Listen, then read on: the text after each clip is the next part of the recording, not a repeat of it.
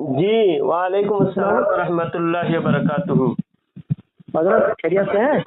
जी, अल्लाह का करम है। यूनुस भाई बोलिए, क्या बात है? बस ये पूछना चाह रहा था मैं हजरत हाँ, कि सुलह कुल्ली किसको कहते हैं? सुलह कुल्ली, जो सुलह कुल्लियत दो तरह की है। जी। एक गुमराही है और एक कुफ्र है। अच्छा। हाँ, एक जी। एक है अमली और एक है एतकादी। जी। अगर अमली सुलह कुल्ली है अकीदा के एतबार से नहीं, तो वो भी हराम है। जी। और अगर अकीदे के एतबार से भी सुलह कुल्ली है तो वो तो काफिर है। काफिरों यानी बदतरीन काफिर है सुलह कुल्ली भी। जी। और अमल और एतकाद, अमल और अकीदा दोनों में फ़र्क करना पड़ेगा। अगर वो ये जानता है कि देवबंदी भी हक पर है, सुन्नी भी हक पर है, हर फिरका हक है, हर फिरका सही है, तो ऐसा कहने वाला वो काफिर है, वो भी जी। मुर्तद है, काफिर है। और जी। अगर वो ये मानता है कि सुन्नी हक पर है, जी।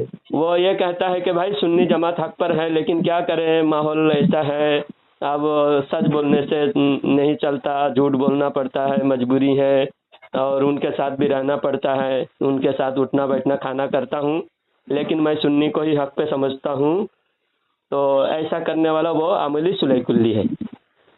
जी। वो गुमराह है, हराम है, हराम कारी कर रहा है, लेकिन काफिर नहीं। जी। लेकिन अगर जो कहता है सब फिरका हक पर है, सब फिरका सही है, सबके पीछे नमाज होती है, तो वो काफिर है। जी। हजरत मैं एक बात और ये पूछ रहा था हाँ कि जैसे मान लीजिए हमारी सुन्नी मस्जिद है, हाँ उसमें एक इमाम है। पहले दूसरे इमाम थे तो वो खूब खोल करके तकरीर करते थे, इनके जितने भी बातिल फिरके हैं उनके सबके खिलाफ माइक पर तकरीर करते थे। लेकिन अब दूसरे जो इमाम आए हैं वो उनके बारे में कोई भी बात कहते नहीं।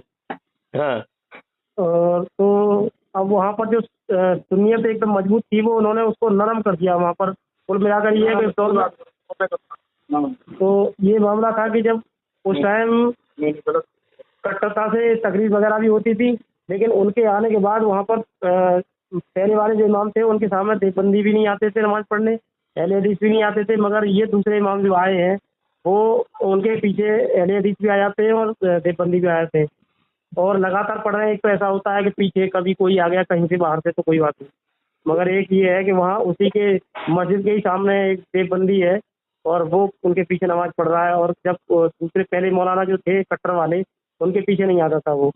तो अब इस ऐसे इमाम के लिए क्या कहेंगे सिर्फ हजरत? ऐसे इमाम के पीछे सुन्नी लोग नमाज ना पढ़े। तुमको अगर वहाबी ही पसंद है, वहाबियों को ही नमाज पढ़ाने का तुम्हारा ज़्यादा शौक है, तो वहाबियों को ही बुला के नमाज पढ़वाओ। सुन्नी लोग उनके पीछे नमाज ना पढ़े। और अगर सुन्नी लोग कमेटी में दखल अंदाजी कर सकते हैं, कमेटी के ऊपर दबाव डाल सकते हैं, तो सुन्नी लोग दबाव डाले, ऐसे इमाम को हटाए। हमारे सुन्नी मस्जिद में खुलकर हक बोलने वाला, हक को वाज़ेह करके बोलने वाला, खुल खोल कर अल्लाह और रसूल की बातें बयान करने वाला हमारे मस्जिद में होना चाहिए।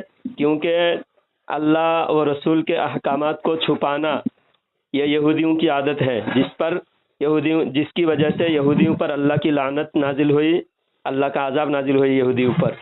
और वही अमल आज हमारे सुलह कुल्ली मौलवी कर रहा है, जो आप जिस मौलवी के बारे में आप बताए हैं, जो ऐसा करने वाला, सुन्नियों को नरम करने वाला, सुन्नियों के अंदर पिलपिलापन और सुलह कुल्लियत घुसाने वाला, ऐसे मौलवियों को बिल्कुल बर्दाश्त ना करें।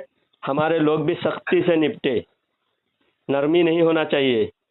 सुलह कुल्लियत के मुकाबले में सख्ती से मुकाबला करें सुलह कुल्लियों के साथ। हेलो जी, अस्सलाम वालेकुम। वालेकुम अस्सलाम। मैं उमर रजा बोला हूँ हजरत। जी माशाअल्लाह, उमर रजा भाई खैरियत से हैं? हाँ लागत से। अच्छा हजरत माशाअल्लाह। मैं ये हमारे कह रहा था जो मस्जिद में जो इमाम साहब हैं हाँ, वो सुन्नियत की ही बातें करते हैं। सुन्नियत की बात करें, सुन्नियत की बात सबसे बड़ा ये है, सबसे बड़ी बात ये है, आला हजरत ने फरमाया बद मजहबों का रद्द करना ये फर्ज आजम है। फर्ज आजम, सबसे बड़ा फर्ज।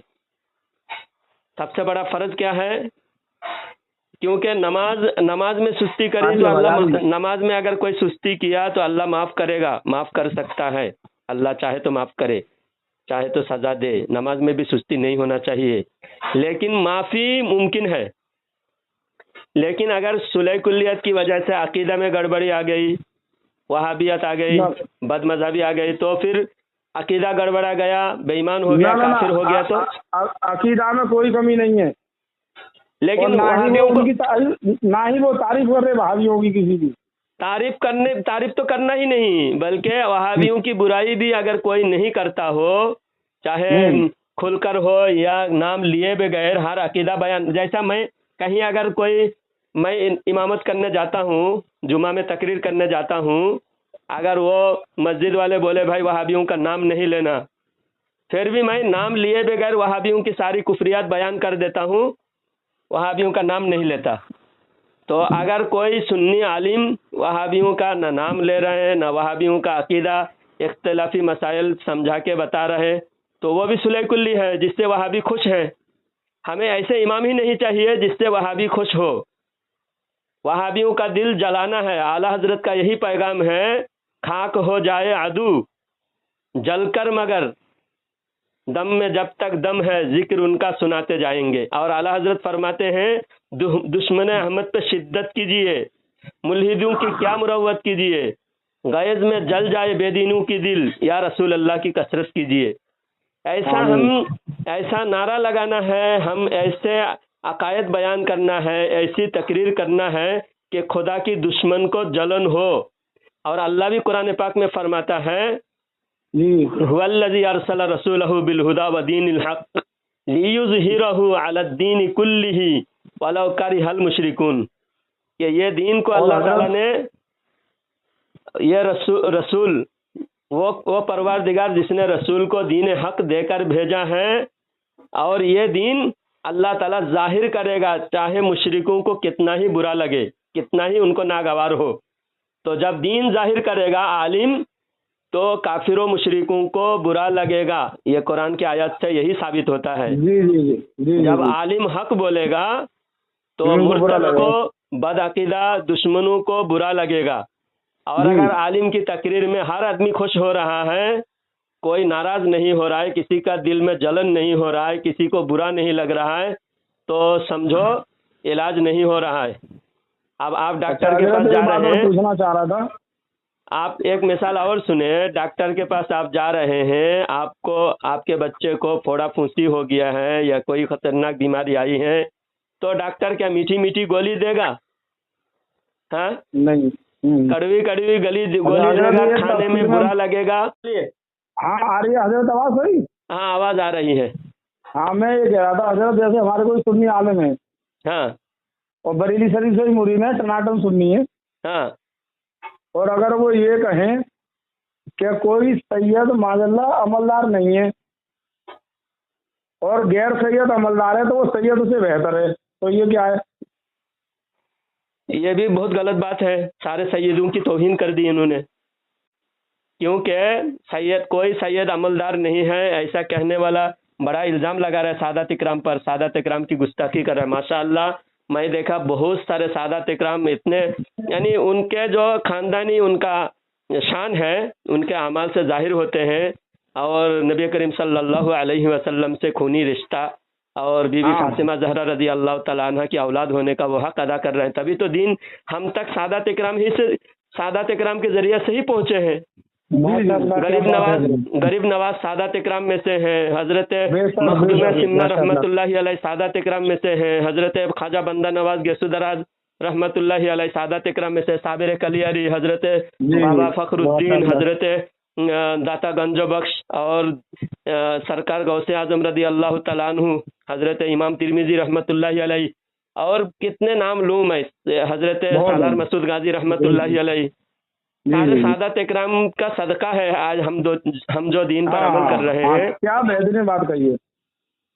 तो अगर सादात इकराम ही अमल करने वाले नहीं है, तो फिर अमल हम तक कैसे पहुँचे? बात यह है, अगर कोई सादात इकराम बेअमल हो जाए, बेअमल अगर कोई सादात इकराम हो जाए, फिर भी सारे सादात को नहीं कहना बिल्कुल जायज़ नहीं है। और जो सादात इकराम बेअमल हो जाए, उनकी भी ताज़ीम ज़रूरी है। गुमराह हो जाए तो हम ताज़ीम नहीं करेंगे। हाँ, गुमराह होने पे बस सही है। गुमराह हो, बदअकीदा हो, काफिर हो, हाँ। मुर्तद हो, तो ये समझना चाहिए कि वो सादत था ही नहीं, वो झूठा सैयद कहता था, लेकिन वो हाँ। सैयद था नहीं। उसका कितनी नसब बेहतरीन ने बात कही है कि सैयद तो गुमराह, वो गुस्ताख मुस्तफा हो ही नहीं सकता। हो ही नहीं सकता। जे सैयद, क्या बेहतरीन बात कही आप है। सुनिए, जी, जी, जी। सैयद अबुल आला मौदूदी और सैयद महमूद मदनी, सैयद अरशद मदनी, ये जो खुद को सैयद कहता है, ये हरामजादा है। हाँ, सैयद समझे? नहीं। यानी इनके पूर्वज जो सैयद खानदान से आए थे, लेकिन माँ ने कभी खता कर ली थी, जिसकी वजह से इनकी नस्ल खराब हो गया, इसकी वजह से इनका अकीदा खराब हो गया। जी, जी, जी। अगर ये सच्चे सैयद होते हाँ, तो कोई बदअकीदा गुमराह मुर्तद नहीं होते। अब ये वसीम रिजवी, अगर इनमें फातिमा का और अली का खून होता तो। हाँ, ये वसीम रिजवी जो, वो भी सैयद कहता था, सैयद वसीम रिजवी। हाँ, और जितेंद्र नारायण त्यागी हो गया। बताओ ये वो सिया है, वो सिया तो सब लिखते हैं सैयद। हाँ, वो शिया बहुत सारे, शिया तो क्या है, मुता से पैदा हुआ तो सैयद होता है। मुता इतना मुबारक उनका अमल है, मुता से पैदा हुआ तो सैयद हो जाता है। हाँ, वो तो बदअकीदा है इसी का। हाँ, तो वो सैयद नहीं है। हजरत मैं अभी 20 साल पहले ईमान लाया हूँ। लेकिन जो सैयद वाकई सैयद है, हाँ, बदअमल हो सकते हैं। हाँ, हाँ, बदअकीदा नहीं हो सकते, बदअकीदा नहीं हो सकते, बदअमल हो सकते हैं, गुमराह नहीं हो सकते। अल्लाह से दुआ करना, मैं अभी 20 साल पहले ईमान लाया हूँ जी, 20 साल पहले ईमान लाया हूँ। अल्लाह से दुआ करना। माशाअल्लाह, माशाअल्लाह, अल्लाह ताला आपको मुबारक हो, आप खुशनसीब हो, आप ईमान में दाखिल हुए हो। पहला आपका नाम क्या था? चरण सिंह। हाँ, चरण सिंह। चरण सिंह था आपका नाम। अच्छा, माशाअल्लाह, आप बहुत खुशनसीब हो उमर रजा भाई। मेरे लिए दुआ कीजिए, आप जैसे अल्लाह वालों से बात करने का मुझे शर्फ हासिल हो रहा है। ये हमारा नसीब है, क्या इतने बड़े आलिम हमें बता रहे हैं और हमसे बात कर रहे हैं, अल्लाह का बड़ा करम है हम पे। नहीं नहीं, मैं कोई बड़ा आलिम नहीं हूँ, मैं बहुत छोटा सा एक मौलवी हूँ। हाँ, ये सैयदों के बाद में आप भी ताजिम बाज है हम पे। अच्छा, एक बात और मसला बता देता हूँ उमर रजा भाई। जी। आलिम का नसब सादात के नसब से एक तो नसब की फजीलत और एक है इल्म की फजीलत। हाँ, हाँ, हाँ, सही है, सही है। समझो, मैं मिसाल के तौर पर मैं आलिम का बेटा हूँ जी, और आप जो है मिसाल के तौर पर आप तो क्या है, चरण सिंह थे, मैं किसी और की बात कर रहा हूँ। कोई सैयद है लेकिन अनपढ़ है, कोई सैयद है अनपढ़ है, और वो अनपढ़ का बेटा है, पढ़ा लिखा नहीं है, बिल्कुल अनपढ़ है, और मैं आलिम का बेटा हूँ, तो वो तो सैयद है और मैं आलिम का बेटा हूँ। तो बताते हैं कि नसब की फजीलत से इल्म की फजीलत अफजल है। निस्बत इल्म और निस्बत नसब, दो में से निस्बत इल्म अफजल है, क्योंकि जब कोई आलिम होगा और एक अनपढ़ हो, सैयद हो लेकिन वो कम इल्म है, तो इमामत के लिए किसको खड़ा करेंगे लोग? हाँ, इमामत की बात है तो वो खुद ही पढ़ेंगे पीछे नमाज इमाम साहब की। इमाम है, मैं सैयद नहीं हूँ, मैं आलिम हूँ, और एक सैयद है वो आलिम नहीं है, अनपढ़ है, तो इमामत कौन करेंगे? आलिम ही करेंगे। तो इसलिए इल्म, निस्बत इल्म, मुझे निस्बत इल्म मिला है, मुझे निस्बत इल्म मिला है, और वो निस्बत नसब है, वो फजीलत नस्ब उसको है और फजीलत इल्म मुझे है। तो बहुत से लोग कहते हैं ना सादात है, सादात है, अच्छी बात है, माशाअल्लाह, सादात की भी बहुत कदर है, सादात इकराम हमारी शान है, हमारे सर के ताज है, लेकिन सादात इकराम को भी शरीयत मुतहरा पर पूरी तरह से अमल करना ज़रूरी है, हमसे ज़्यादा उनको अमल करना ज़रूरी है, क्योंकि शरीयत उनके घर से आए हैं। शरीयत क्या है? उनके घर से आए हैं, उनको और अच्छी तरह हमसे अमल करना चाहिए। अगर वो अमल नहीं करेंगे तो शरीयत की उनके ज़रिए से बदनामी होगी। हाँ, उनकी बदनामी होगी तो और ज्यादा नुकसान होगा दीन का। उनका अमल से नहीं बनते ना सैयद, तो नस्ल से बनते हैं ना। हाँ, सैयद नसब से बनते हैं, तो सैयद नसब से बनते हैं। इस वजह से तो अगर अमल से बनते तो कोई बद अमल सैयद नहीं हो सकता था, बद अमल की कदर नहीं होती थी। अमल से बनते तो हजरत अबू बकर सिद्दीक होते सबसे पहले तो। हाँ, तो अमल से नहीं बने, इस वजह से हम अमल को बाद में देखेंगे, नसब पहले है, नसब की वजह से हम उनकी कदर करेंगे, ताज़ीम करेंगे। हाँ हाँ, ये देखेंगे उनकी रगों में खून किसका है। हाँ, और कोई सैयद खुद को कहे तो हम उसकी तहकीक करने की भी ज़रूरत नहीं है। ना ना ना, वो ऐसे ही मान लेना, ताज़ीम करनी है। हाँ, जो सैयद कहेगा, अगर वो झूठ कह रहा है अल्लाह के पास वो जवाब देगा। हाँ, हमारा काम नहीं है, हमारा काम वो तहकीक नहीं है। हाँ, जिसके बारे में बिल्कुल कन्फर्म हो कि ये जो है झूठ बोल रहा है, बिल्कुल साफ जाहिर हो जाए। पड़ोस में वो जानते ही हो, वो अलग चीज है। जी, और बताइए। बस ठीक है, अदर बढ़िया है। यूनुस भाई बताइए, क्या बोलना चाहते हैं आप? जी बस यही कहना चाह रहा था, मैं तो यही जानकारी करना चाह रहा था। मैं जैसे उमर भाई से मेरी यही बात हो रही थी, तो मैंने कहा हजरत से फ़ोन लगा के अगर फ्री होंगे तो मैंने कहा बताएंगे हमारे लिए कुछ, तो इसलिए कॉल लगाई थी और आपसे बातें हो भी गई। अच्छा, अभी उमर भाई बात करना चाह रहे। हेलो, हाँ उमर भाई बोलिए, और कुछ बोलना चाहते हैं? वालेकुम अस्सलाम रहमतुल्लाह। हाँ हजरत, एक बात और है, बड़ी दिमाग में टेंशन सी रहती है, जैसे दावत इस्लामी के बारे में। जी, कुछ लोग कहते हैं कि ये हक पर है, कुछ कहते हैं कि नहीं है, ये बड़ा मसला है। देखिए वैसे तो कोई आ गया, हमारे ताजुश शरिया रहमतुल्लाह अलैह ने फरमाया कि ये मसलक आला हजरत के मुबल्लिग नहीं। अच्छा, ये नहीं कहा कि वो सुन्नी नहीं है, वहाबी है, बदअकीदा है, गुमराह है, ऐसा नहीं। अब वो कोई वो अपने बाबा बप्पा या अपने अमीर अहले सुन्नत जो भी कहे, वो अपने अमीर की पैरवी कर रहे हैं और उनके अमीर उनको जो बोल रहे हैं वो कह रहे हैं। और कुछ बातें जो आला हजरत के मसलक आला हजरत की जो तर्जुमानी जिस तरह करनी चाहिए, हमारे ख्याल से उस तरीक़े से नहीं हो रही है, समझे। इस वजह से हुजूर ताजुश शरिया ने फरमाया, हुजूर ताजुश शरिया ने उनको गुमराही या कुफर का फतवा नहीं दिया और बदअकीदा होने का फतवा नहीं दिया। इस वजह से हम उनको सुन्नी ही मानते हैं।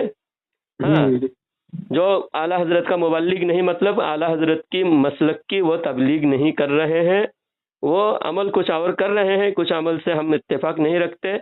और इख्तिलाफ तो हर जमाने में रहा है।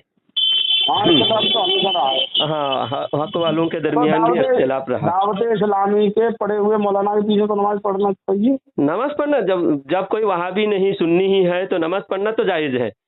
हाँ, नमाज पढ़ना जायज़ है। उनके बहुत कामों से, बहुत सारे चीज़ों से हम इख्तिलाफ रखते हैं, जिस वजह से हम उनका बहुत सारे अमाल में, बहुत सारे काम में हम साथ नहीं देते, लेकिन उनके पीछे नमाज नाजायज़ होने की कोई वजह नहीं। वालेकुम अस्सलाम रहमतुल्लाहि व बरकातुहू। आज मेरी एक सबसे बात हो रही थी, तो हजरत वो एक सवाल था उनका, हाँ, कि ये बरेलवी जो है वो झूठ बोलते हैं। मैंने क्या झूठ बोलते हैं? बोले ये करोड़ों दुरूद जो पढ़ते हैं मस्जिद में खड़े होकर के, तो करोड़ों कहाँ पढ़ रहे हैं, वो तो एक ही बार पढ़ रहे हैं।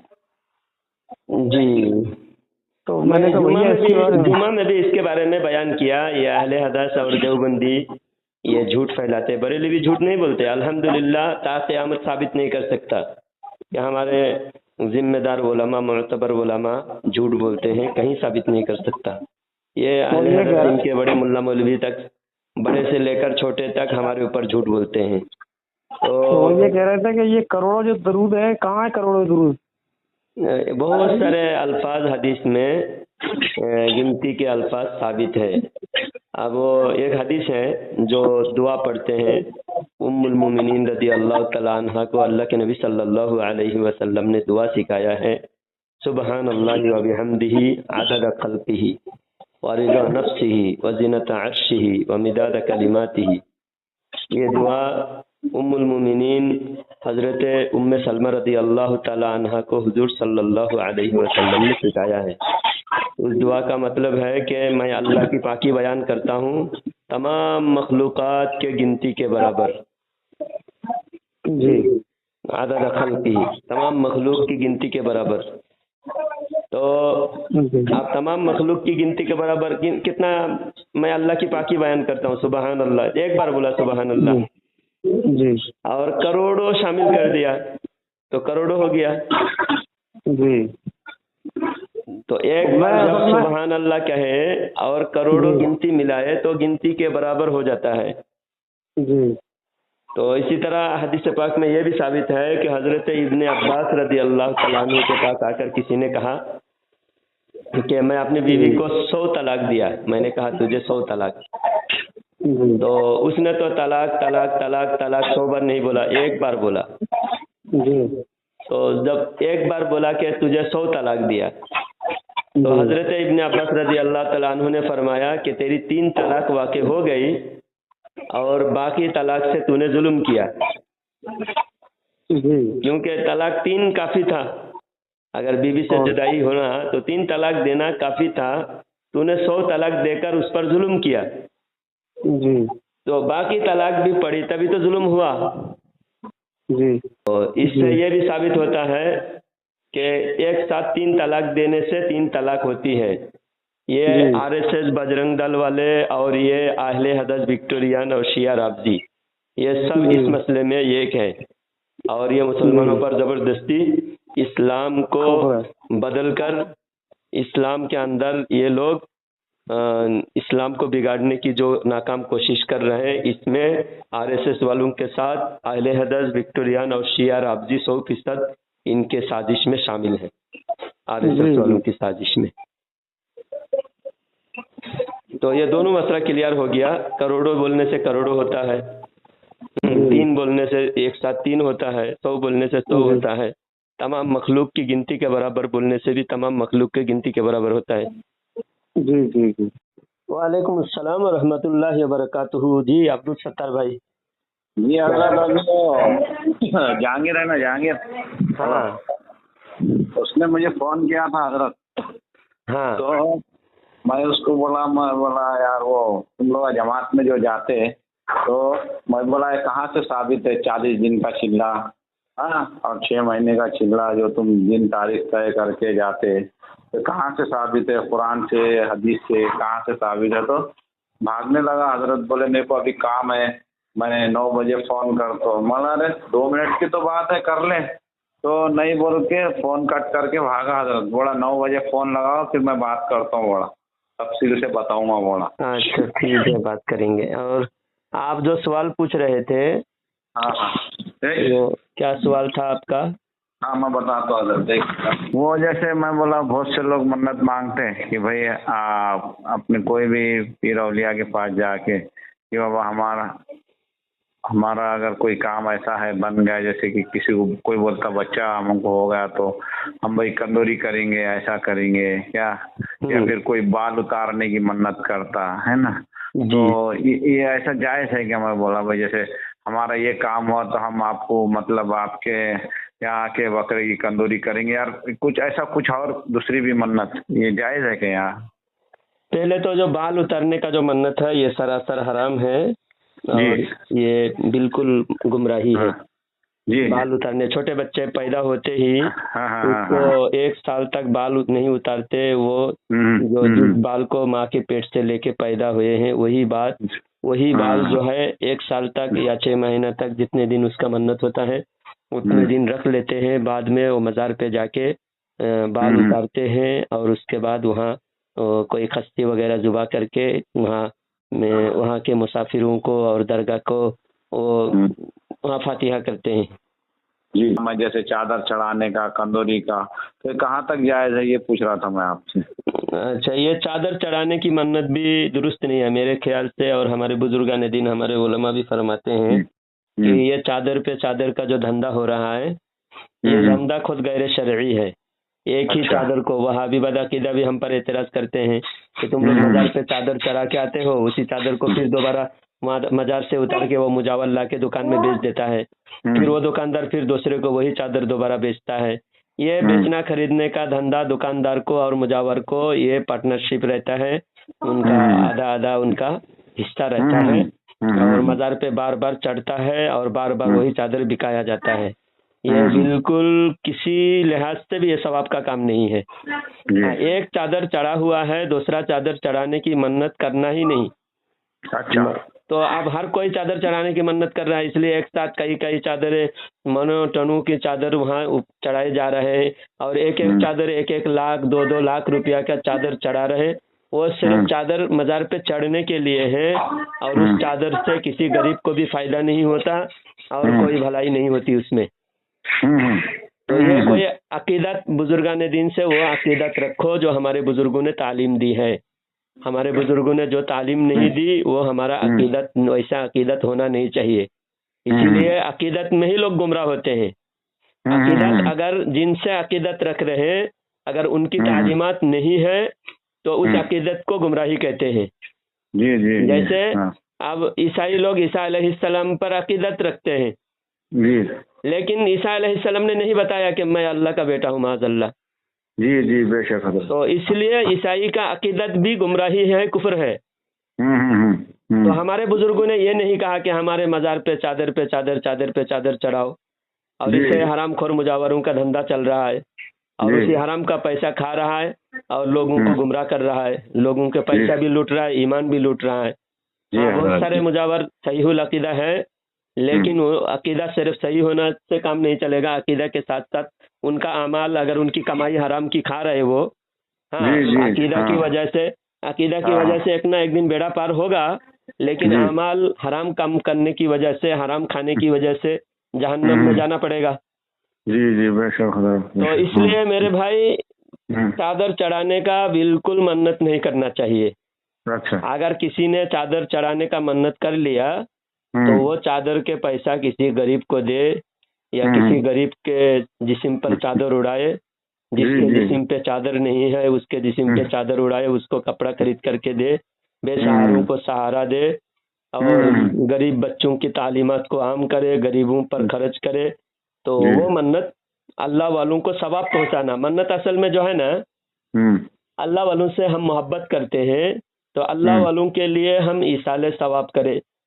अल्लाह वालों के नाम पर, गरीब नवाज के नाम पे खाना खिलाना, लंगर चलाना, ये अच्छा कार्य सवाब है।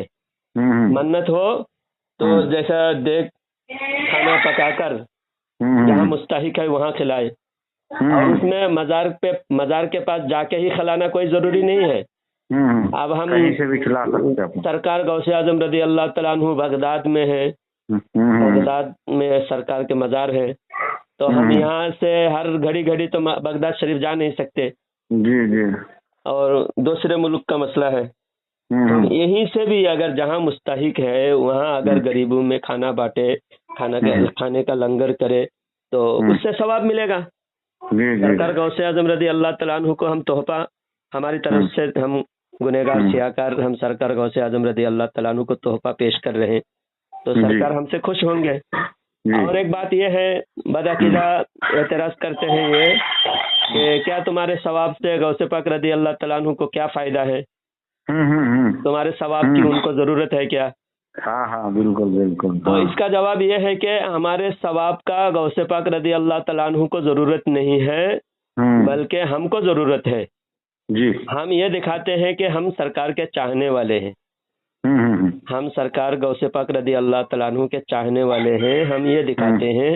इस वजह से गौसे पाक के नाम से हम लुटाते हैं, गरीब नवाज के नाम से हम लुटाते हैं, आला हजरत के नाम पे हम लुटाते हैं। तो बुजुर्गों जो अल्लाह के नेक बंदे हैं उनको हमारी जरूरत नहीं है, बल्कि हमको उनकी जरूरत है। तो इस वजह से हम लंगर करते हैं। तो एक हो गया लंगर करने का, ये मन्नत कर सकते हैं। अच्छा। और चादर का मन्नत नहीं कर सकते। हमारे बकरे की मन्नत है। तो बकरे का भी मन्नत अगर कर रहे हैं तो बकरा जुबा करके उसका तो लंगर ही करना है ना। हाँ, तो वो कर सकते हैं मतलब। हाँ, उसको चाहे अपने घर में करे या दरगाह में मजार पे जाके करे, वो दुरुस्त है। लेकिन वहाँ बाल मुंडाने का जो मन्नत है कि बच्चे को 6 महीने हाँ। तक पैदा होने के बाद 6 महीने तक हाँ। उसका बाल नहीं मुंडाया जाता है। और 6 महीने के बाद 1 साल के बाद जब तक उसके सर जो है इतना गंदा रहता है, इतना खराब दिखता है बच्चे का, उसको फकीर बनाता है 1 साल तक। हाँ हाँ हजरत, बहुत से चेंडी भी रखते हैं हजरत। वो पहले तो ऐसा बहुत से पाक हाँ। रज़ियल्लाहु ताला अन्हु के नाम की, और हजरत वो चिराग वगैरह लगाते फातिहा के टाइम में, तो वो कैसा है? जैसे गौसे पाक रज़ियल्लाहु ताला अन्हु के नाम के सुने ना, चिराग लगाते हैं ना। और बचपन में हम भी, हमारे जब शाबान की ईद आती या बकरीद की आती, तो हम भी हमारे अब्बा के नाम से, अम्मा के नाम से, या फिर हमारे दादा दादी के नाम से ये लोबान डालते, ऊद डालते। तो ये सब चीजें कहाँ तक सही है? अच्छा, तो पहले मैं इसका मुकम्मल करूं बाल मुंडाने का। बाल जी। पे बच्चे पैदा होते ही बच्चों पर जो सुन्नत तरीका है, बच्चे पैदा होने के बाद क्या करना चाहिए, सुन्नत क्या तरीका है? सुन्नत तरीका ये है कि कान में अजान दे, इकामत दे, जी। एक कान में अजान एक कान में इकामत दे, जी बिल्कुल। और बिल्कुल। उसके बाद बच्चे का नाम रखे, और 7 दिन के अंदर 7वें दिन अकीका करे और बाल मुंडाए, और बाल के बराबर 7 दिन के अंदर जितने बाल हैं उस बाल को सोना या चांदी से तोलकर सदका करे, अच्छा। अकीका करे। अच्छा। ये हो गया सुन्नत तरीका। जी बिल्कुल। आप जो हाँ। सुन्नत से टकराए जी। ऐसा अमल करना, ऐसा रिवाज देना, ऐसा मन्नत करना हराम है। अच्छा। जो मन्नत सुन्नत से टकराए, सुन्नत के खिलाफ हो, ऐसे मन्नत करना जायज नहीं है। तो अब अकीका करना और 7 दिन के अंदर बाल मुंडाना, ये हो गया सुन्नत। जी। और मन्नत कर रहा है कि 1 साल तक बाल नहीं मुंडाएंगे, ये कुफ्फार का दस्तूर है, काफिरों का रिवाज है। बिल्कुल बिल्कुल। और काफिरों का रिवाज हमारे इस्लाम में लाना ये सख्त गुनाह और सख्त गुमराही है। अच्छा। तो इस वजह से कोई भी ऐसा मन्नत अगर किया है गलती से, मन्नत करने से मन्नत पूरा करना वाजिब होता है ना? अब ये गलत मन्नत करने के बाद इसका भी पूरा करना वाजिब है क्या? नहीं है। नहीं नहीं नहीं नहीं। जो हलाल मन्नत है उसको मन्नत करे। जी। जैसा आपने मन्नत किया कि मैं बीमार हूँ, अल्लाह मुझे सेहत तंदुरुस्ती दे, या मेरे बच्चे सेहत तंदुरुस्त हो जाए तो मैं रोजा रखूंगा। जी। तो हालांकि रोजा रखना तो नफिल था। हाँ। तो आप रोजा रखने की मन्नत किया आपने, आप सेहत तंदुरुस्त होने के बाद, तंदुरुस्ती हासिल होने के बाद रोजा रखना वाजिब है। ये मन्नत क्या है? वाजिब। मन्नत पूरा करना क्या है? वाजिब है। समझे? लेकिन अगर कोई हराम चीज की मन्नत करे, हराम चीज की, कोई कड़ा पहनने का मन्नत करे, कोई धागा बांधने का मन्नत करे, कोई बाल उतारने का, बाल मुंडाने का मन्नत करे, जैसा गैर लोग जो है काशी में जाके बाल मुंडाता है और पीछे छोटा सा बाल चुटी रख देता है, तो ये सब मन्नतें बाल मुंडाने का ये काफिरों की रिवाज है। हमारा बाल मुंडाने का सिर्फ मीना के मैदान में हज के बाद बाल मुंडाते हैं, हज या उम्रा में जाके बाल मुंडाते हैं, ये हमारा इस्लाम का रिवाज है। दूसरा किसी भी दरगाह में जाके मन्नत करना, वहाँ के तवाफ करने की मन्नत करना, वहाँ जाके बाल मुंडाने की मन्नत करना, ये सब हराम है, जायज़ नहीं है। और ऐसा मन्नत अगर किसी ने किया, उस मन्नत को पूरा करना भी ज़रूरी नहीं है, ऐसी मन्नत को तोड़ देना चाहिए। जायज़ मन्नत जितने हैं उतना मन्नत पूरा करे। और हजरत वो जो मैं बताया, जैसे कि अब अपने गौसे पाक रज़ियल्लाहु ताला अन्हु के नाम के जो 11वीं में चिराग लगाते हैं ना, 11 चिराग, और वो अपने बुजुर्गों के जो बड़े फातिहा होते हैं अपने शाबान के, तो उसमें भाई ऊद का सवाब बोल के उनके नाम से, भाई अल्लाह ये ऊद का सवाब मेरे वालिद को पहुँचे या वालिदा को पहुँचे, ऐसा जो ऊद उठा के डालते अंगार में, ये कैसा है? हाँ, ये ऊद डालना कोई लोग जरूरी समझते हैं कि बस दुआ फातिहा होने के बाद सब भी ऊद डालो, और ऊद डालोगे तो उनको सवाब पहुंचेगा, ऊद नहीं डालोगे तो सवाब नहीं पहुंचेगा, फातिहा कबूल नहीं होगी। ऐसा जो जहाला में, जाहिलू में जो रिवाज बन गया है, जितने लोग फातिहा में शामिल हुए सब लोग अपने अपने हाथ से थोड़ा थोड़ा ऊद डालते हैं। तो ये भी कोई रिवाज जरूरी नहीं है, और ऐसा रिवाज अगर जरूरी समझे तो वो गुमराही है। अच्छा। हाँ, और जो 11 तो चिराग, बस। 11 के नाम से 11 चिराग जलाते हैं और चिराग में जो है कुछ मलीदा वगैरह का चिराग बनाते हैं। हाँ हाँ हाँ, ये सब अगर मुबाह अमल समझ कर रहे हैं तब तो ठीक है, लेकिन अगर इसको जरूरी समझ रहा है, हाँ हाँ जरूरी समझ रहा है, इसके बगैर 11वीं शरीफ होगी नहीं, हाँ ऐसा अगर कोई समझ के कर रहा है, आवाम में यही अकीदा फैल गया कि ऐसा करना जरूरी है, उसके अलावा 11वीं शरीफ नहीं होती, 11 चिराग जलाओ तो ही 11वीं शरीफ होगी, नहीं तो नहीं होगी। ऐसा जो अकीदा बना लिया तो ये भी गुमराही है। अच्छा। हाँ, 11वीं शरीफ इसाले सवाब की महफिल का नाम है। 11वीं शरीफ हो या फिर छिट्टी, ख्वाजा की छिट्टी हो या फिर किसी भी बुजुर्गान दीन का उर्स हो, तो उर्स है ही इसाले सवाब की महफिल का नाम है। और जितने काम सवाब के हैं, कुरान खानी है सवाब के लिए, फातिहा खानी सवाब के लिए है, और फिर लंगर वगैरह सवाब के लिए है, सबील शरबत वगैरह सवाब के लिए है, यानी जिससे आवाम को फायदा पहुंचे ऐसा काम करे सवाब की नीयत से, और उसको सदका खैरात की नीयत से बुजुर्गान दीन के लिए इसाले सवाब करे, अल्लाह वालों की अकीदत इसमें जाहिर करे।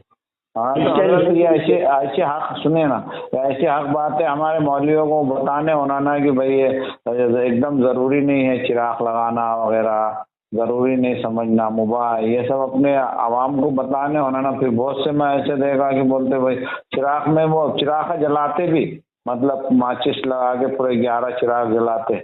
अब हमारे यहाँ भी करते थे हजरत, मगर हमारे अम्मा वगैरह जो थे ना वो क्या करते थे, चिराग सिर्फ लगाते थे, उसमें बत्ती भी रखते थे मगर उसको जलाते नहीं थे। वो बोलते थे जलाना नहीं बोल के, मतलब जलाए तो हिंदू लोगों के जैसा होता, पूजा के जैसा होता, ऐसा बोलते थे हमारे घर में। तो मगर वो चिराग लगाते जरूर थे मगर वो उसको मतलब जलाते नहीं थे।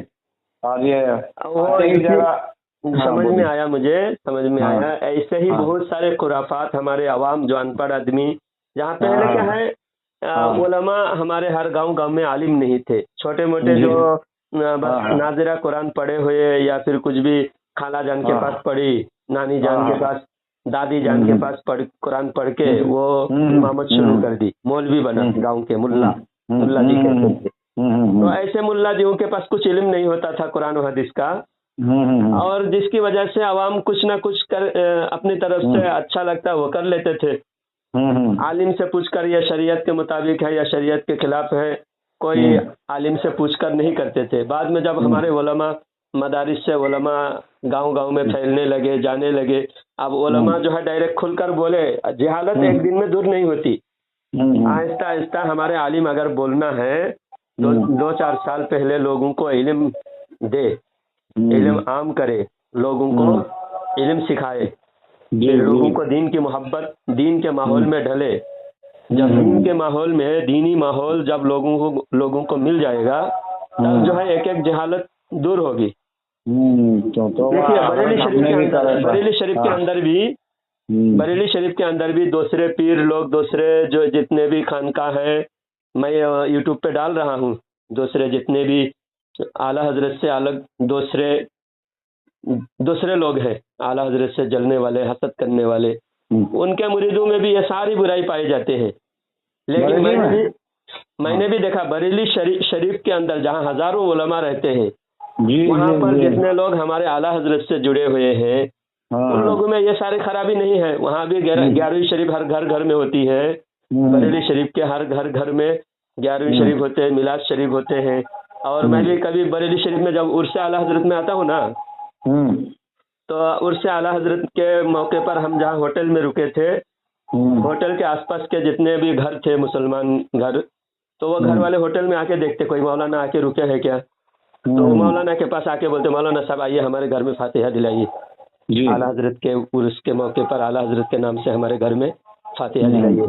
तो हम घर में पहुंचते तो आला हजरत का उर्स में अल्हम्दुलिल्लाह बस खाने का जो बर्तन है सामने रखते और हम उसमें फातिहा खानी करते, लेकिन उसमें कोई चिराग ये वो आला हजरत का उर्स हो या फिर सरकार गौसे पाक के उर्स हो या ख्वाजा गरीब नवाज के उर्स हो, किसी भी उर्स के मौके पर इस तरह की चीजें नहीं रखे जाते। लेकिन दक्षिण भारत में, खास करके हैदराबाद के आसपास में, गुलबर्गा शरीफ में और फिर दूसरे इलाके में वो लोग क्या करते मालूम, बहुत सारे तरह तरह के रसूमात, 11 चिराग जलाओ, चिराग में भी वो अलग अलग तरह के बत्ती बना के हाँ उसको घी में जलाना, और फिर वो जलाने के बाद उसी चिराग को खा जाना। तो ये फजूल काम है, और फजूल काम करना मोमिन की शान नहीं है। अल्लाह कुरान में फरमाता है, क़द अफ़लहल मुमिनून अल्लज़ीना हुम फ़ी सलातिहिम ख़ाशिऊन वल्लज़ीना हुम अनिल लग़वी मुअरिदून। अल्लाह फरमाता है मोमिन वो है जो खुशू खुजू के साथ नमाज अदा करता है और वो फजूल काम से बचता है। तो फजूल काम नहीं करना। इसी तरह इसाले सवाब की चहलुम हो या बर्छी हो, बर्छी की महफिल में वो लोग क्या करते मालूम, ये मैंने देखा हूँ बेंगलोर के आसपास में, वो कलीजा लटकाते हैं। हाँ कलेजा, कलीजा, कच्चा कलीजा, हाँ हाँ कच्चा कलीजा लटकाते हैं। कहीं पका हुआ पूरा कलीजा काटते नहीं, जैसा बकरा जुबा करे, हाँ बकरा जुबा करके बकरे का कलीजा पूरा अलग इकट्ठा अलग रख देते जी, और उस कलीजा को बिरयानी के ऊपर रखते हैं। अच्छा रखकर उसको लाते हैं फातिहा देने के लिए। अच्छा, फातिहा दिला के उस कलीजा को फिर घर वाले खाते हैं, मेहमान को नहीं देते। हाँ मैंने एक दिन एक जगह पे फातिहा देने के बाद जब खाना खाने बैठे तो एक मौज़िन साहब, मैं इमाम था, तो मौज़िन को पूछा क्या रे भाई कलीजा क्यों नहीं दे रहे? जो कलीजा घर वाले खाते हैं। तो घर वाले खाते हैं तो हमको दिखाने का क्या मकसद था? हाँ बराबर। जब पब्लिक घर में जब 10-15 लोग बैठे हुए थे, 10-15 लोग बैठे हुए थे और सामने एक प्लेट में बिरयानी रखी हुई थी और उस प्लेट के ऊपर आधा प्लेट बिरयानी थी और बड़ा कलीजा, बकरे का कलीजा उसके ऊपर रखा हुआ था, सारा कलीजा। फिर फातिहा देने के बाद उसको ले गए। आप समझो, एक मसला और बताता हूँ। जब किसी आदमी को खाने की चाहत हो और उस चीज को आप उसके सामने रखो, रखकर और हटा ले जाओ जी, तो उसकी नजर लगी उस चीज पर, बराबर बराबर, उसको आपको दिखाना है और आपको नहीं देना है, तो ये भी एक तरह का जुल्म है। हाँ बराबर। तो आपके सामने रखे कलीजा और घर वाले खा रहे, तो ये रिवाज बन गया कि कलीजा पे ही फातिहा देना है, पूरे गोश्त पर फातिहा नहीं देना है, सिर्फ कलीजा पर फातिहा देना है और कलीजा दूसरे को देना नहीं। हाँ, मतलब घर के लोग खाएंगे, घर के लोग खाएंगे। अरे अरे अरे, तो ऐसे एक एक तरह के हमारी बूढ़ी दादियाँ क्या क्या चीजें बनाए हैं। हाँ नहीं तो हजरत सुने ना, वो चिराखा वो भी हम रात सुबह उठाते नहीं थे और सुबह में खाते थे। हम भी क्या करते थे, उसको दूध में वगैरह डाल के खाते थे। तो अगर तब हमने भी करे, जब मालूम नहीं था दूध डालते थे हम भी, है ना। तो मैं तौबा तौबा करता हूँ काम से, है ना। वो चिराग के सामने जाके जो तौबा तौबा करते हैं, तौबा तौबा जो है ना, हाथ में दो गाल पे 2 तमाचा मार के तौबा करते हैं, आहिस्ता आहिस्ता तमाचा मारते हैं गाल को। हाँ, तो तौबा का ये भी एक रिवाज हो गया। जब हम किसी को बोले भाई तौबा करो, तो वो फौरन जो है हाथ दोनों गाल पे मारते हैं अपना हाथ और कहते तौबा तौबा। तो सिर्फ गाल पे हाथ मारने से तौबा नहीं होती। तौबा का मतलब है गुनाहों से बचने का पूरा मुसम्मम पक्का इरादा करना, पुख्ता इरादा करना, तौबा उसे कहते तौबा। हाँ, तो वो चिराग के सामने जाके तौबा तौबा करते हैं। तो ये कोई शरीयत में कोई ऐसा सबूत नहीं है, ये खिलाफ शरा और मनगढ़ंत बातें बहुत सारे। वो 16 सैयद की कहानी, लकड़ाहरा की कहानी, 10 बीवियों की कहानी, ये सब झूठी मनगढ़ंत कहानियां, ये सब सख्त हराम है, गुमराही है। ये शिया राफजियों की तरफ से हमारे सुन्नियों में रिवाज देने के लिए, जहाँ जहालत है, जहाँ कम इल्म है, वहाँ ये सब चीजें शियाओं की तरफ से रिवाज दी गई है ताकि हमारे अकीदा बर्बाद करे। हमारे सारे उलमा और गांव देहात में जो हमारे बयान सुनते हैं, हमारे क्लिप सुनते हैं, वो लोग सख्ती से रोके। ये लकड़ेहरा की कहानी, 16 सैयद की कहानी, 10 बीवियों की कहानी, 5 बीवियों की कहानी, और जितने भी बीवियों की कहानियां हैं ये सब मन घड़त कहानियां हैं। ऐसे कहानियां पढ़ना, बयान करना और ऐसे लोगों को दर्द देना बिल्कुल सख्त हराम है। यहाँ तक कि इस किताब को दुकानों में बेचना भी हराम है। अच्छा। हाँ, दुकान वाले ऐसी चीजें क्यों बेचते हैं? उनका धंधा है। हाँ, ऐसे धंधा बिल्कुल बंद होने चाहिए। बहुत सारी झूठी कहानियां फैला रहे हैं। 16 सैयद की कहानी आपको याद है? मैं सुनता था भाई, हमारे अम्मा जो थे ना वो भी हमारे ये 16 सैयद की तो नहीं मगर 10 बीबियों की और वो बीबी सगट की एक कहानी बचपन में सुनते थे। हर जुमा को तिल गुड़ लाते थे, उस पर फातिहा देते थे और वो बीबी सगट की कहानियां आती थी, है ना। तो लकड़हारे की कहानी, हाँ वो लकड़हारे की वो बीबी फातिमा के बारे में बताते थे कि भाई वो आपको याद है तो बयान करो जरा लकड़हारे की कहानी। वो लकड़हारे की तो वो बीबी फातिमा रज़ियल्लाहु ताला अन्हा बोले वो लकड़हारे की बीवी के घर पे गए थे, तो उसकी बीवी ने जब खटका दिए तो बोले कौन है आप? तो बोले मैं अपने आप सल्लल्लाहु अलैहि वसल्लम की बेटी हूँ बोले। तो बोले क्या काम है? तो बोले आपसे मिलना है। तो बोले नहीं मैं अभी नहीं मिल सकती, आपको नहीं बुला सकती। तो बोले क्यों? क्योंकि बोले मेरे शौहर की इजाज़त नहीं है। तो फिर बीवी फातिमा रज़ियल्लाहु ताला अन्हा घर वापस आ गए, है ना। फिर उसके बाद में दूसरे दिन गए, बोले मैं कल पूछूंगी फिर आपको बुलाऊंगी घर के अंदर, है ना। फिर उसके बाद में दूसरे दिन फिर गए बीवी फातिमा रज़ियल्लाहु ताला अन्हा, फिर खटका दिए तो बोले हाँ, बोले आप आओ, बोले मैं कल पूछ ली। अब उनके साथ दोनों मतलब उनके बच्चे भी थे, कौन? अपने इमाम हुसैन रज़ियल्लाहु ताला अन्हु, इमाम हसन रज़ियल्लाहु ताला अन्हु दोनों थे। तब वो बोले मैं ये बच्चों को अंदर नहीं ले सकती, सिर्फ आप आओ। बोले क्यों? ये तो बच्चे हैं। तो बोले बच्चे हैं मगर मैं इनकी इजाज़त नहीं ली ना बोले। तो बोले फिर तो ठीक है, बोले फिर आप ऐसा करो कल आओ, अगर इसकी इजाज़त दे दिए तो बोले मैं फिर आपको कल सबके दोनों बच्चों के साथ बुला लूँगी। फिर दूसरे दिन फिर गए बीवी फातिमा रज़ियल्लाहु ताला अन्हा, तो फिर उन्होंने उनको बिठाए, वो करे। फिर वहाँ अंदर घर में उनकी नज़र पड़ी, बोले तो घर में ऐसी लकड़ी रखी हुई, फिर मतलब और एकदम ऐसे अदब से। तो बोले तुम बीवी फातिमा रज़ियल्लाहु ताला अन्हा ने बोले ये लकड़ी क्यों रखे? बोले तो बोले इसलिए कभी मेरा शौहर थका हारा आया या फिर मेरे से कोई गलती हुई तो उनको मारने के लिए मैं रखी बोले लकड़ी। और मतलब बताया कि इतनी फर्मा बरदार थी, मतलब बीबी फातिमा रज़ियल्लाहु ताला अन्हा, वो कौन थे? वो तो जन्नत की शहजादी थे ना। तो बोले उनको तक नहीं बुलाई, बोले तो इतनी नेक औरत थी। तो बताते थे कि भाई वो कौन औरत है जो सबसे पहले जाएंगी जन्नत में? खवाली भी है ना। तो वो मतलब फिर वो बोले कैसा जाएंगी आप बीबी फातिमा से पहले जन्नत में? तो बोले उनकी ऊँटनी की नकील पकड़ी हुई रहेंगी और वो पहले अंदर वो दाखिल होंगी और बीबी फातिमा रज़ियल्लाहु ताला अन्हा ऊँटनी से फिर अंदर जन्नत में दाखिल होंगी।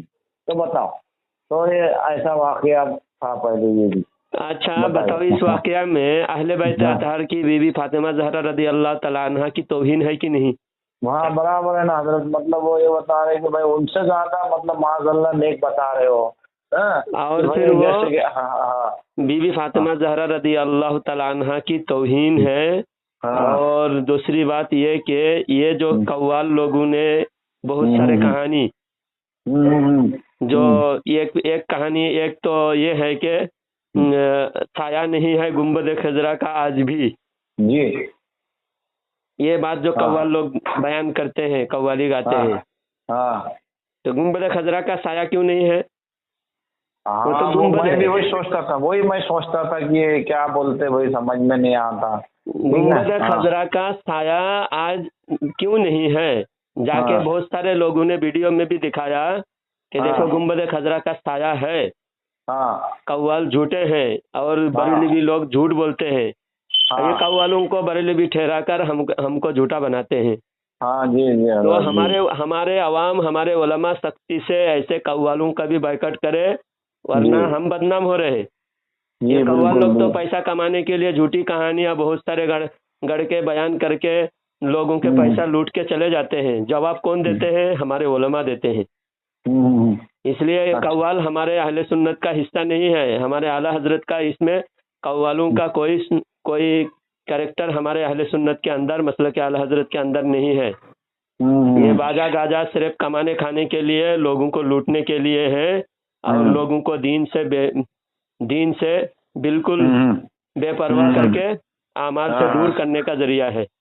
अच्छा हजरत, ये सुनिए ना, वो जो मेरे बहन भाई का मैं किस्सा बताया उस दिन आपको, वो अशरफ अली थानवी के बारे में जो उनका बताया था मैं, हाँ। तो उसके बारे में जो उन्होंने वो जो इबारत मुझे बताए थे कि भाई वो अशरफ अली थानवी तो आला हजरत के पीछे नमाज पढ़ने का कायल था, है ना, उनको हाँ। मुसलमान मानता था। लेकिन बाद में जब दूसरी बार, मैं पहले हजरत कोई मुझे कुछ मालूम नहीं था इतना, मगर मैं देवबंदी और सुन्नी की बहस में पहले से उलझ जाता था।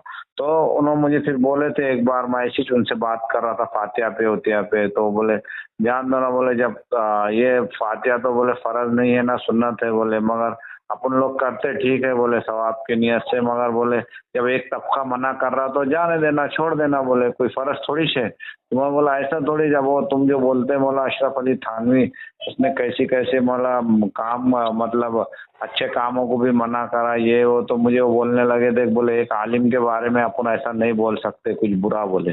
तो ये बात से फिर मैंने उस दिन हजरत है ना उनको ना मैं खाना दिया ना खबर पे तक नहीं गया, और वो जो है ना 10वें का जो अपने ज़ियारत का रहता ना तीसरे दिन तीजा, तो तीजे पे भी मैं खबर पे नहीं गया, मैं बाहर ही ठहरा। एक हमारे भांजे के बच्चे को लेके, मतलब जा तो ये बच्चा रहता नहीं, मैं इसको संभालता हूँ, तुम अंदर जाओ, मतलब जाके आओ। सर तो कैसा हो फिर, मतलब उनको तो देखो वो इबारत मालूम थी, मगर उन्होंने अशरफ अली थानवी की वो इबारत नहीं बताए थे मुझे जो हिफ्जुल ईमान की है। तब वो उनको मालूम थी या नहीं, मगर वो इतना उनके मुंह से ज़रूर सुना था मैंने कि भाई एक आलिम के बारे में अपन कुछ गलत नहीं बोल सकते। हाँ मगर मैं बोला ना, उनको वो इबारत मालूम थी जो उन्होंने बताया मुझे कि अपने इमाम अहमद रज़ा खान साहब फाजिल बरेलवी के पीछे, बोले वो तो कायल था नमाज का कि भाई उनके मुझे वक्त नहीं मिलता, नहीं तो मैं उनके पीछे 2 रकात नमाज पढ़ूंगा। और बोले वो हर मतलब जो जायज़ अमल है उसको बिदअत बताता था, तो बोले आला हजरत ने उसका रद्द करे थे, उन्होंने बताए थे बोले उसको कि तू ये सब गलत मतलब बयानी कर रहा और लोगों को बहका रहा क्या, बस इतनी बात उन्होंने मुझे बताए थे। लेकिन जब एक बार उनकी मेरी मतलब ये फातियों पे से बहस चल रही थी ना, तो जब उन्होंने बोले थे मुझे कि बाबा एक आलिम के बारे में अपन ऐसा नहीं बोल सकते, और सत्तार बोले तू ये सुन्नी देवबंदी का ये सब चक्कर छोड़, पहले नमाज पढ़, बोले क्या पहले नमाज पढ़ और फिर बाद में ये सुन्नी देवबंदी का बोले अपन आलिम के बारे में कुछ बोल नहीं सकते। और ये भी बोले थे कि भाई जब एक तबका मना कर रहा है कि फातिहा वगैरह मत दो, तो फिर क्या को देना, तुम्हारा अरे वाह जबरदस्ती है क्या उनकी, चलो हम कुछ गुनाह कर रहे हैं मौला, हम कुछ मतलब कुरान पढ़ रहे ना मौला, हाँ हम कुछ पोती वगैरह थोड़ी पढ़ रहे, तो इतनी बात हुई थी देखो। तो फिर उस दिन मैं आपको पूछा था, आप बता रहे थे ना कि गुमराह हो गया था फिर वो ऐसा, तो ये बात का खुलासा थोड़ा कर दो, मैं ये बोलूँ। अच्छा तो एक तो वो बहनोई, आपके बहनोई थे वो? हाँ बहनोई थे वो, और हमारे ताया का बच्चा भी था वो, तो दोनों थे वो हमारे, मतलब हमारे ताया और हमारे अब्बा समझी हो गए थे, ठीक है। अच्छा जी जी। तो असल बात ये कि जो ये कहता है कि आलिम है, किसी आलिम के बारे में हम कुछ नहीं कह सकते, तो बात यह है कि दुनियावी लिहाज ये लोग नहीं, दुनियावी लिहाज बहुत रखते हैं। दीन के बारे में अगर हो तो आलिम के बारे में हम कुछ नहीं बोल सकते, तो ये बात गलत है। अगर कोई आलिम हो, कोई भी हो, अगर अल्लाह और रसूल के खिलाफ या कोई गुमराही वाली बात उससे सादिर हो जाए और पता चले कि ये बंदा गुमराही फैला रहा है, नबी के शान में गुस्ताखी कर रहा है, तो कोई आलिम को आलिम ना समझा जाएगा। वरना सबसे बड़ा मौलवी तो बहुत बड़ा मौलवी था, ये बहुत बड़ा आलिम था। कौन था? अशरफ अली थानवी। हाँ इब्लिस शैतान तो बहुत बड़ा आलिम था। हाँ लेकिन हजरत फिर अब इन पे क्या हुक्म लगेगा, मैं ये पूछ रहा हूँ। जैसे तो ये पूछना, जैसे मैं इनकी सारी बातें बता रहा हूँ, और ये भाई ये सब देवबंदी बरेलवी चक्कर छोड़, तू सिर्फ नमाज पढ़, ये सबसे बड़ी गुमराही है। अच्छा नमाज पढ़ना, हम भी कहते हैं नमाज पढ़ो, लेकिन हम देवबंदी बरेलवी छोड़ के नमाज पढ़ करके नहीं बोलते। हम बोलते हैं भाई कुरान अल्लाह फरमाता है कुनू मास सादिकीन, सच्चों के साथ हो जाओ, नमाज पढ़ो, रोजा रखो, हज करो, ज़कात दो, वो सब कुछ करने के बाद भी अल्लाह फरमाता है सच्चों के साथ हो जाओ। हाँ हजरत, लेकिन वो जो है ना वो हिसाब से बोले थे मुझे कि भाई तो हर मर्तबा देवबंदी सुन्नियों की बहस में पड़ जाता, तो ज़्यादा नमाज पढ़ता नहीं, तो वो हिसाब से अगर बोले होंगे तो और दूसरा कंफ्यूज मैं इसलिए हूँ कि उन्होंने मुझे हिफ्जुल ईमान की इबारत नहीं बताए थे और उस वक्त मुझे मालूम भी नहीं था। हाँ, तो लेकिन एक बात आपकी ये भी, अगर उन्होंने आपको आप नमाज पढ़ते हैं और कभी अगर आप नमाज में सुस्ती किए हैं, वो देखकर उन्होंने बोले हैं कि अरे भाई तू नमाज नहीं पढ़ता, सिर्फ देवबंदी बरेली भी बहस करता है, तो ये भी गलत, उनका कहना भी एक लिहाज से थोड़ा सही हो सकता है, लेकिन उनका कहना देवबंदी बरेली भी छोड़, ये बात गलत है। हाँ, बोलना भाई तू नमाज की पाबंदी करो, भाई नमाज की पाबंदी जरूरी है और अकीदा भी जरूरी है। सबसे पहले अकीदा है, अकीदा सही हो उसके बाद नमाज भी पढ़ना जरूरी है अकीदा के साथ साथ। तुम्हारा अकीदा तो अच्छा है लेकिन नमाज तुम सुस्ती कर रहे हो। हाँ, तो ये बात उन्होंने जो कहा है उनका कहना बिल्कुल गलत है कि देवबंदी बरेली भी छोड़। तो उनके अंदर ये सब बातें देखकर ना ये लगता है कि वो देवबंदियों का असर उसके अंदर आ चुका था। बहरहाल आवाम काफिर नहीं है, आवाम के अंदर ऐसी अगर कुछ खराबियां आ गई है और वो आवाम है, जब तक उनके बिल्कुल हर कुफरी अकीदा उनसे बिल्कुल तहकीक ना किया जाए तब तक काफिर नहीं कह सकते। हाँ हजरत, लेकिन वो अब उनको सुनो ना, इबारत तो मालूम थी ना, फिर वो आला हजरत की जो वो बताए थे कि भाई अशरफ अली थानवी खुद उनके पीछे नमाज पढ़ने का कायल था और अच्छे काम को भी मतलब उनको काफिर, ये बात मालूम थी कि आला हजरत उनको काफिर कहते थे और अशरफ अली थानवी आला हजरत को काफिर नहीं कहता था। इसलिए तो बोला था ना, ये बात मालूम था। तब तो अगर मालूम होते हुए भी वो तहकीक करके भी अगर अशरफ अली थानवी को काफिर नहीं कहा तहकीक करके, तब तो वो काफिर हो जाएंगे। वो काफिर हो गया तब तो वो काफिर हो गया। तो अब दूसरी बात ये कि आप अगर वहाँ दूसरे रिश्तेदारों की इस्लाह के गरज से आप गए हैं कि भाई दूसरे रिश्तेदार सुन्नी है और सुन्नी लोग जो है उस इलाके में वहाबियों का माहौल है और वहाबियों की वजह से ये सुन्नी लोग भी जितने लोग बचे हुए हैं उनको बताना जरूरी है। इस लिहाज से आप अगर वहाँ गए, उन लोगों से मिला, बाकी लोगों से मिलजुल रखे, बाकी लोगों को जब तक मर ना गए, जो मर गया वो ईमान के हालत में मरा तो वो दुरुस्त है, और जो ईमान के हालत में नहीं मरा बदअकीदों के साथ मर गया तो वो तो बर्बाद हो गया।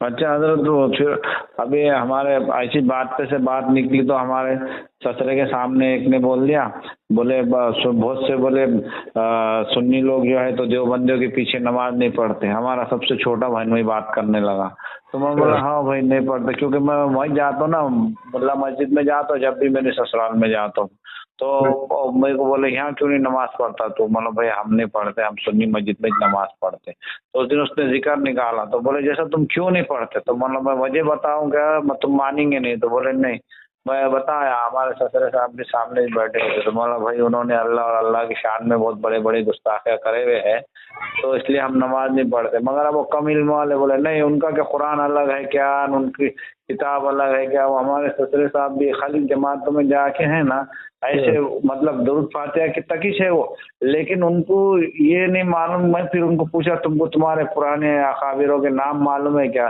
मतलब रशीद अहमद गंगोई कौन था, तो नहीं बोले हमको नहीं मालूम भाई, हम वो सब देखते भी नहीं, बोले कौन था क्या नहीं, हम खाली बस नमाज रोजा पढ़ते बोले।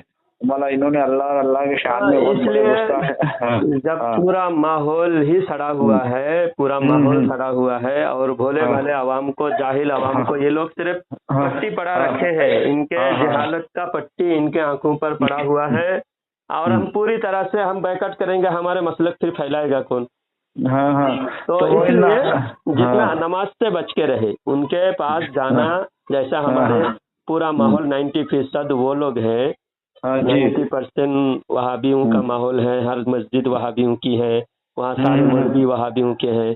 अब हम अपने रिश्तेदार को, सारे रिश्तेदारों को बायकॉट करेंगे तो हमारा मसलक का काम कौन करेगा, हम किसके पास काम करेंगे। इसलिए जो जिंदा है उनके पास जाना और उनको गुमराह समझकर दुआ सलाम भी करना उनसे, गुमराह है, काफिर नहीं।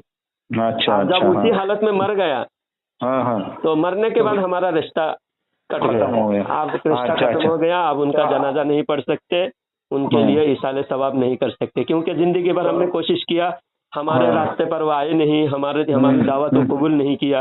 अब हम उसके साथ मरने के बाद हम फिर उसका इसाले सवाब भी नहीं कर सकते, जनाजा भी नहीं पढ़ सकते। हाँ लेकिन जब तक जिंदा है सुनो ना, हाँ अच्छा बस एक बर्ताव करना है। मिनट, वो मतलब उनके सलाम का जवाब वगैरह दे सकते हो ना? मैं अभी ऐसे लोगों के जो कम इल्म वाले हैं और वो बात को ये सही नहीं समझ रहे तो हेलो। आप वो आदमी के हिसाब से जिसका जितना अकल है, दिमाग है, हाँ, समझ है, इल्म है, तजुर्बा, हर चीज देख कर ना समझ में आएगा ये बंदा कितना जानता है जी और इसकी वजर कबूल है। वजर तो किसी की भी कुफर और ईमान के बारे में किसी की भी वजर कबूल नहीं है, अच्छा लेकिन वो मरने के बाद तय होगा। अच्छा अब उसी ठीक रास्ते है में ना। मर गया, सुनो, अगर वहाबियों के रास्ते में मर गया, चाहे कितना जाहिल से जाहिल अनपढ़ क्यों ना हो, उसी रास्ते में मर गया तो वो कुफर पे मरा। उसका हम ना जनाजा पढ़ सकते हैं, ना उसका हम इसाले सवाब कर सकते हैं। हाँ मगर लेकिन दुनिया में समझ जिंदगी लो जब तक जिंदा है तो हम समझ लेना कि ये आम इंसान है, इसको दलील इल्मी दलाइल इसके पास नहीं है, इसके पास कुफर की जो कुफर किस वजह से काफिर होता है, मोमिन के लिए क्या लाजिमात है, जरूरियात दीन क्या क्या है, इनको पता नहीं है। ये सिर्फ कलमा पढ़ा हुआ है, नमाज पढ़ा हुआ है, हर मौलवी को आलिम समझते हैं और हर दाढ़ी टोपी वाले को मौलाना मौलवी समझते हैं, इसलिए वो इस रास्ते में फंसा हुआ है, गुमराही में फंसा हुआ है। तो जिंदगी भर तो हम उसकी रियायत करते रहेंगे, हम उसको बचाने की कोशिश करेंगे। अच्छा तो मतलब बोलते रहना चाहिए है ना उनको? कभी जब भी आपकी आदत अच्छी है, जहाँ भी जाते हैं आप मसलक के बारे में बात छेड़ते हैं और चर्चा होता है, लोगों को समझ में आहिस्ता आहिस्ता आएगा। हाँ तो हजरत ये अब एक आदमी ने अगर ऐसा बोला, अगर अपन ने कोई बात से उसको बोल दिया तो मुसलमान ही है क्या? कोई बात उसको समझ में नहीं आई, जैसे हिंदुओं की कुछ बात कर रहा, अपन बोल दिए, उन्हें ऐसा बोल दिया अपने को, नहीं हम नंगे देव के पत्थर की पूजा करते बोले, तो वो ऐसे आदमी पे क्या हुक्म आएगा? कोई अगर ऐसा चिढ़ के बोला या मतलब दिल से नहीं भी बोला, मजाक में बोला, ऐसा बोल दिया कि नहीं वो काफिर है।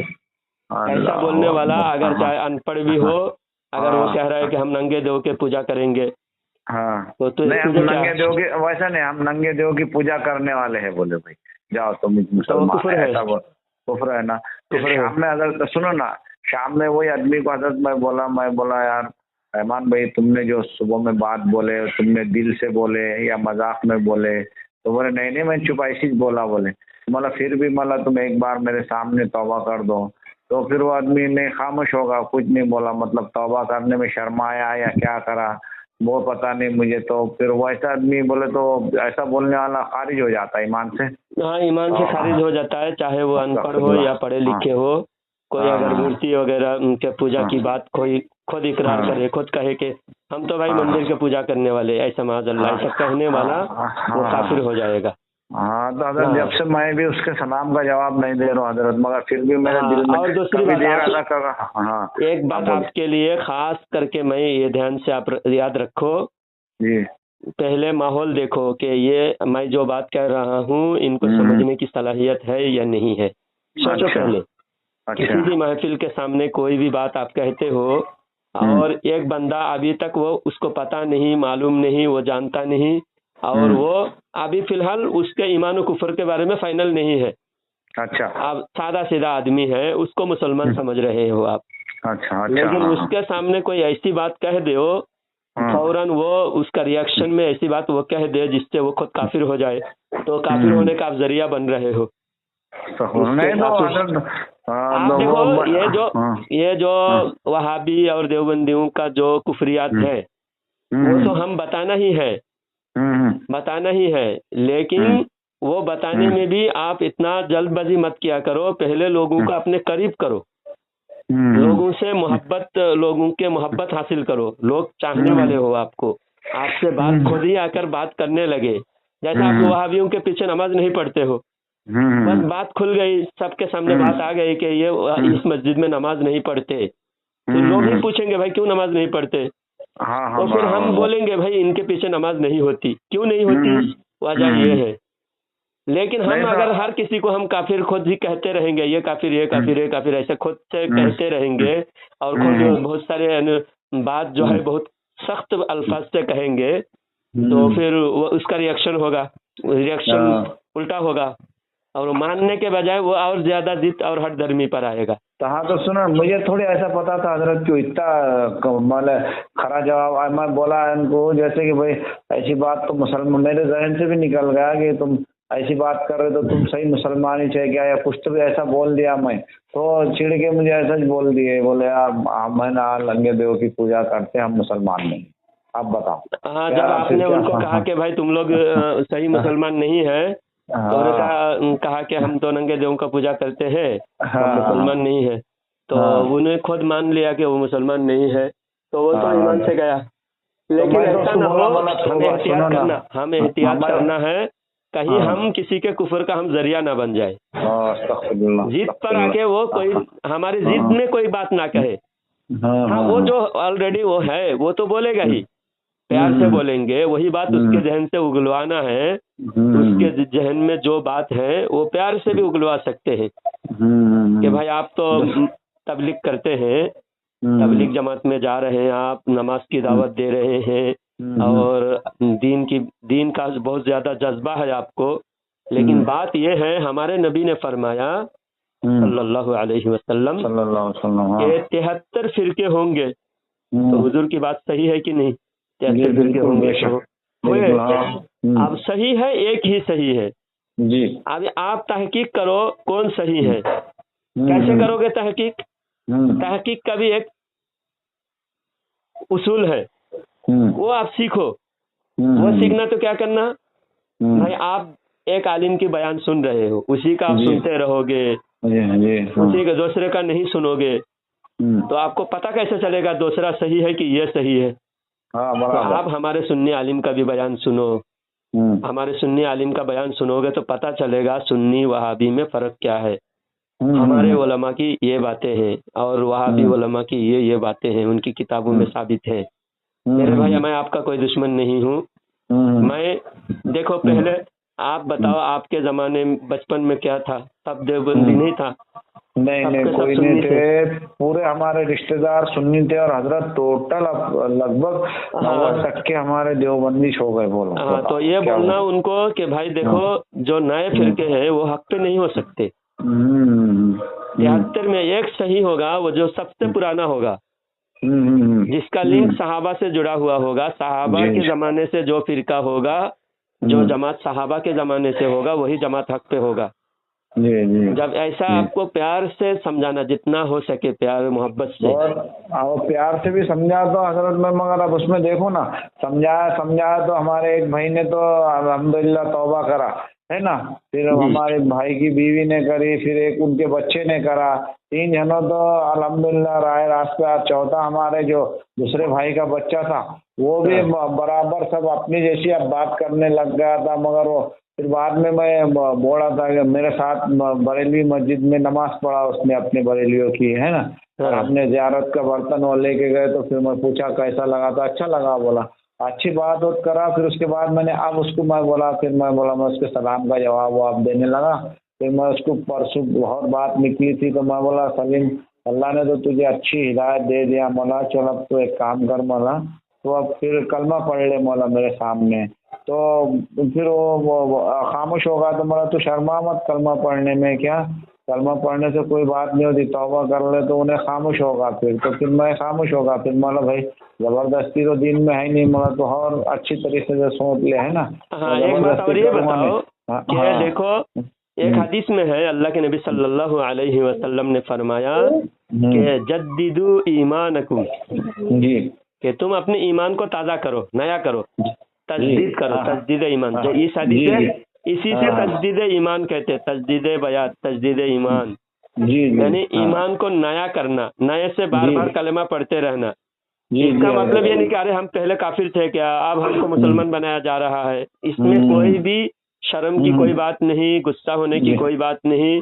हर मोमिन को हुजूर ने हुक्म दिया कि तुम नए से कलमा पढ़ते रहो, ईमान को ताज़ा करते रहो, ईमान को नया करते रहो। ईमान हमेशा, जैसे हर चीज, ये जो आप व्हाट्सएप चलाते हो, फेसबुक चलाते हो, उसको रिफ्रेश करते हो, रिफ्रेश। जी, सुनो ना, हाँ मैं बताता हूँ। वो अब वो गांव में तो कोई सुन्नियों की मस्जिद नहीं, सिर्फ एक दरगाह में है। तो मुझे बोला था, बोले चाचा, बोले वो मस्जिद में सुबह सलाम वलाम पढ़ते, बोले सब करते, मगर बोले मस्जिद में नहीं पढ़ते, वहीं बाजू में दरगाह है ना, दरगाह में जाके पढ़ते हैं। तो मैं बोला कैसे हो, तो बोले हरे पगड़े बांधते, तो मला बिल्कुल तू वहाँ नमाज पढ़ सकता क्या, क्योंकि सलाम पढ़ते वगैरह करते मला। तो फिर वो मुसलमान जी, फिर भी मला मैं तेरे साथ एक बार आके पूछ लूंगा मला उनके मौलवी से कि भाई आप किस मकतब फिक्र से ताल्लुक रखते हैं ना।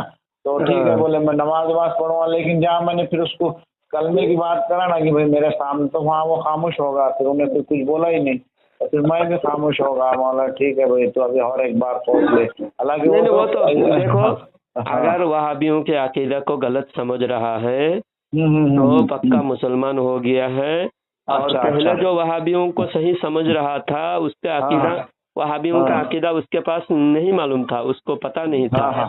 तो अब जो है वो वहाबी का अकीदा मालूम होते ही जब वो रास्ते से हट गया तो वही उनका तौबा है। अच्छा हाँ, वही उनका तौबा है। तौबा होने के बाद जिस वक्त भी वो कलमा रोजाना कभी ना कभी एक बार तो घर से निकलते वक्त कलमा पढ़ते होंगे हर मुसलमान। जी जी हजरत, चाहे आपके सामने पढ़े या ना पढ़े, कलमा पढ़ने पढ़ते हाँ, दिन में किसी भी वक्त कलमा पढ़ लिया तो वही कलमा उसका तजदीद ईमान होता है।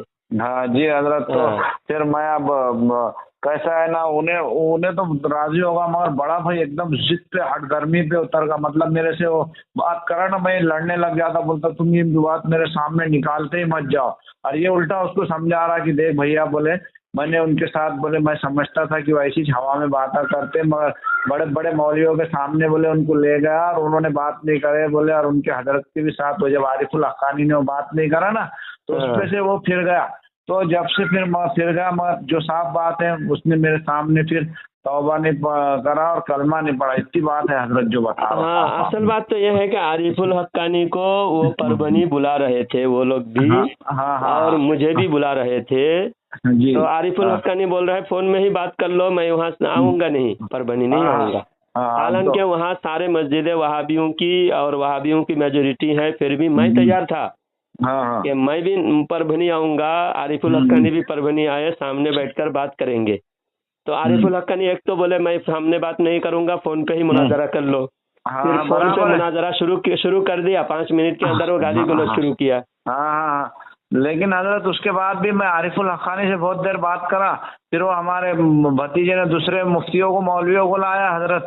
तो मैंने जब उनके कुफ्र पे बात निकाला ना तो वो बात ही नहीं कर रहे थे, वो बोले थे खाली नमाज पढ़ो, वो सब बातें क्या है, वो पुराने बातें, तो वो सब सुन लिया उसने, वो कॉन्फ्रेंस पे था। जब से हजरत उसका दिल पलट गया, फिर वो उसके बड़े भाई कुछ बोलने लगा कि बोले तू बहस मत करते जा, बोले उनके साथ वो बराबर बोले। बोले मैं खुद पहले ये समझता था बोले कि उनको ये चुप हवाई बातें करते, मगर जब बोले बड़े बड़े मुफ्तियों ने खेटे तो बोले वो भी नहीं पुर सके बोले उनको। ये बात तो हमारे सरकार सल्लल्लाहु अलैहि वसल्लम ने अपने इल्म गैब से 1400 साल पहले फरमाया है कि जो गुमराह फिरका पैदा होगा, शैतान की टोली नजद से पैदा होगा, वो नमाज खूब पढ़ेगा। तो ये लोग नमाज खूब पढ़ते हैं और नमाज की ही बात ज्यादा करते हैं। और इनकी नमाज की बात करने का वजह ये है कि नमाज को अपने कुफर की आड़ बनाते हैं। अपने कुफर से बचाव के लिए, ताकि लोग इनको काफिर न समझने लग जाए, इनके जो कुफरिया अकीदा है उस अकीदे पर बहस ही न करे। इसलिए वो बहस से बचने के लिए वो पहले नमाज का ही बात छेड़ देता है। चलो भाई नमाज पढ़ो और दूसरी बात मत करो, सिर्फ नमाज पढ़ो। ठीक है वही बोला था, खाली बोले अपने को, बोले तुम जो बातें बता रहे ना, बोले चाचा ये पहले हमको कोई नहीं बताया था बोले, और मतलब जिंदगी में तुमको बताएंगे भी नहीं, वो खाली तुमको नमाज तक ही रखेंगे। तो हाँ बराबर बोले, वो खाली उतना ही बोलते आओ भाई वजू के फ़राइज़ सीखो, क्या नमाज के तरीके सीखो, ये वो गुस्ल के फ़राइज़ सीखो, बस इतने में रखते बोले क्या। और मतलब बताएंगे क्यों। अब मैं बोला तेरे सामने, मैं बोला कि भाई हमारे हजरत से तू मुनाजरा करेंगा क्या हिफ्जुल ईमान की इबारत पे, तो मौलवी साफ मुकर गया हजरत, नहीं बोले भाई हम नहीं करते, और नेट पे हमारे बहुत मुनाजरे हो गए। तो मतलब नेट पे क्या मतलब, हमको तो यहाँ कराना है मला, और नेट पे क्या हुआ कौन देखा, मला कोई देखता कोई नहीं देखता, हम तो यहाँ मतलब सामने आमने मुनाजरे की बात कर रहे ना, तो नहीं तैयार हो रहे थे हजरत, कोई नहीं हुआ। तो जब से वो समझ गया कि नहीं आप चाचा गलत नहीं बोलते बोल के, तो अल्हम्दुलिल्लाह वो भी पलट गया हजरत। ठीक है ना, तो मैं आप उसके सलाम का जवाब वगैरह दे सकता हूँ ना। हाँ जी, आप इनके हर किसी से नरमी से बर्ताव करें, और जिनके बारे जो सादा सीधा इंसान है सलाम दुआ भी कर सकते हैं, उसमें कोई हर्ज नहीं है। क्योंकि हाँ। आपका माहौल सब ऐसे है। 20-25 हाँ। लोग पहले आप कट्टर हाँ। सुन्नी बनाओ, उसके अच्छा। बाद सख्ती का हाँ। बाद में भी कर सकते हैं। हाँ, जब सबको पता चल जाएगा कि ये बंदा इतने बार बताया है, जब समझा के जब एक ऐसा मौका आएगा कि आपको लगेगा कि हम समझाने का हक अदा कर दिए हैं, अब ये जी, समझेगा नहीं। जैसा हाँ, अबू जी, जहल हाँ। अबू लहब के बारे में सारी दलीलें देने के बाद फिर हाँ, अल्लाह ने हाँ। फरमाया खतम अल्लाहु अला कुलूबिहिम, जी जी इनके जी दिल पर मोहर लग चुकी है, अब ये नहीं समझेगा। जी, ऐसा जी, ही जी। हम हाँ। समझाने का हम तो उतना हक हम अदा नहीं कर सकते, फिर भी जी, हम हाँ। भी मेहनत कर करके हमारी जितनी ताकत है हम लगा जी दें हजरत मेहनत करके। जी, जी जी बिल्कुल बेशक हजरत। ठीक है अल्लाह हजरत, ताला हाँ, सबको क्या- हिदायत अता फरमाए, हमको सुन- और तमाम हाँ। सुन्नियों को इस तरह मेहनत करने की तौफीक अता फरमाए। आमीन। कि